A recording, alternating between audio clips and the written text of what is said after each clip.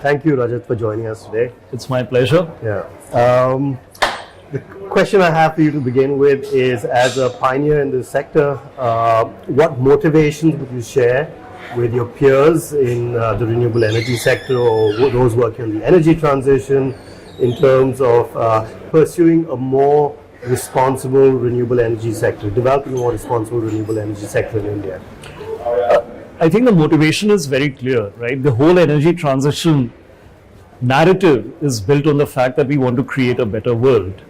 You cannot create a better world if you're only looking at one sort of micro element of energy transition, which is how do I decarbonize? That cannot be the only lens through which we think about energy transition.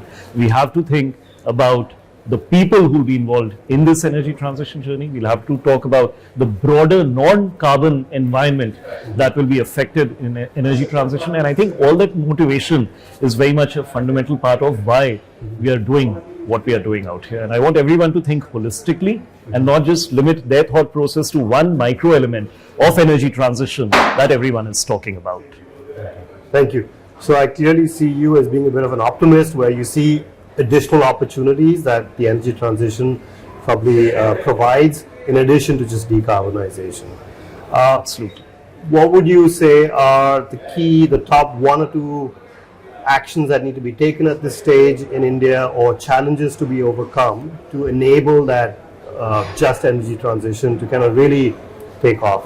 I think the first challenge is one of understanding all the bits and pieces that go into energy transition holistically. I still feel in my conversations with policymakers, with industry, with academia, that entire holistic approach of understanding all the math associated with a just transition is just not out there.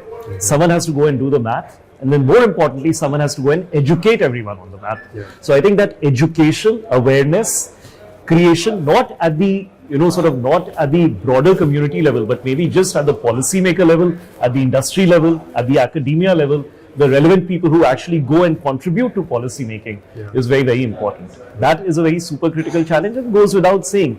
I think no transition can happen without the appropriate capital available for the transition, and I think that capital needs to be brought into the sector. Okay.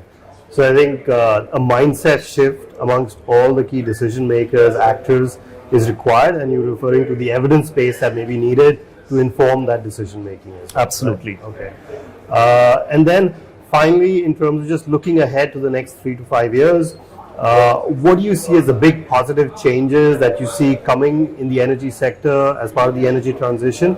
And what signs or signals might you be seeing already that this is going to happen, that makes you believe that this change will come?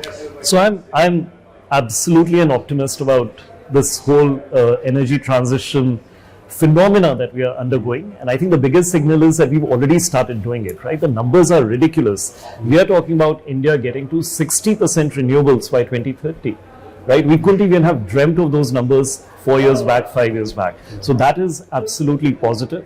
I think the proof in the pudding lies in eating, and the eating here is the fact that we've rapidly moved to these numbers. You know, I was in Korea recently, and I was presenting how the two-wheeler market in India has inflected to 1 million two-wheelers being sold, which are electric vehicles. And my counterparts from Indonesia were there, and they were like, can you guys tell us, how did you achieve it? What kind of policy, what kind of incentives, what kind of sticks were put into the system to achieve this?